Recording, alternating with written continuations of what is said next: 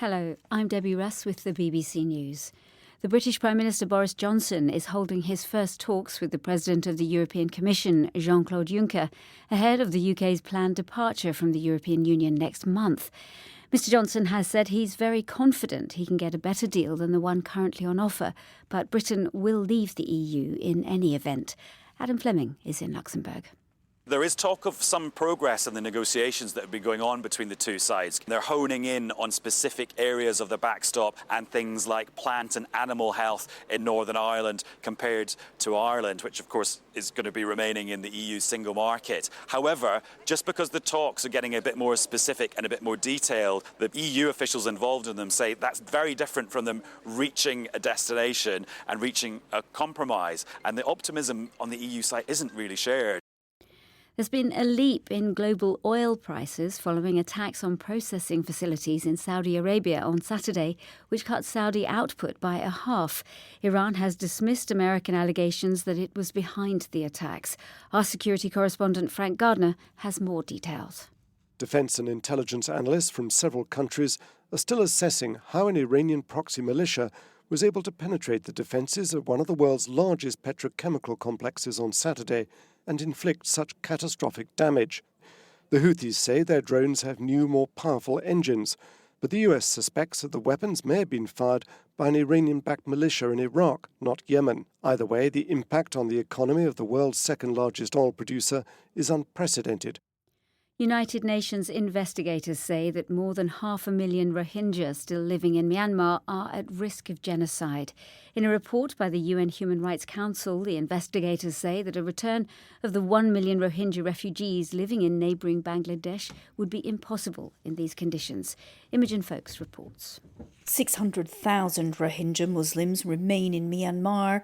This latest UN report says they are subjected to such repression, including torture, sexual violence, restriction of movement and denial of humanitarian aid, that they live under the threat of genocide. The UN investigators say Myanmar's government has done nothing to prevent this persecution and should be brought before the International Court of Justice for failing to honour its obligations under the Convention Against Genocide. India's Supreme Court has directed the central government to restore normal life in Indian-administered Kashmir as soon as possible, but added that it should also keep national security in mind. The court was responding to petitions about continuing restrictions on daily life in the Kashmir Valley 6 weeks after they were first imposed. You're listening to The World News from the BBC. Hospital doctors in Zimbabwe have marched through the capital Harare to condemn what they say is the abduction of their union leader. Hundreds chanted that they wouldn't return to work until Peter Gombei was found. Riot police prevented them from marching to President Emmerson Mnangagwa's office. South Korean imports of Japanese beer have been all but wiped out because of a boycott of goods from Japan, sparked by a trade row between the two countries. Last month, there was a 97% reduction compared with the previous August. Will Leonardo has more details. South Korean drinkers are sending an angry message to Japan.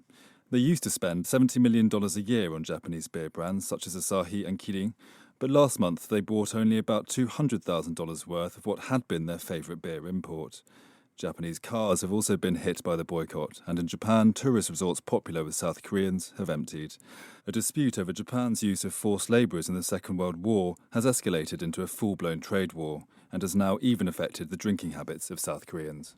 The interior ministers of 3 German states have asked their federal counterpart Horst Seehofer to ban the armed neo-Nazi group Combat 18. One of the ministers said if the group could be prescribed under the constitution, it should be done as quickly as possible.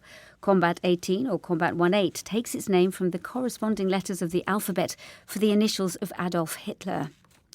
South Asia's tallest tower is being inaugurated today in the Sri Lankan capital Colombo.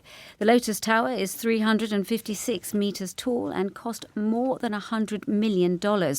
Most of the funding came in the form of a loan from a Chinese bank.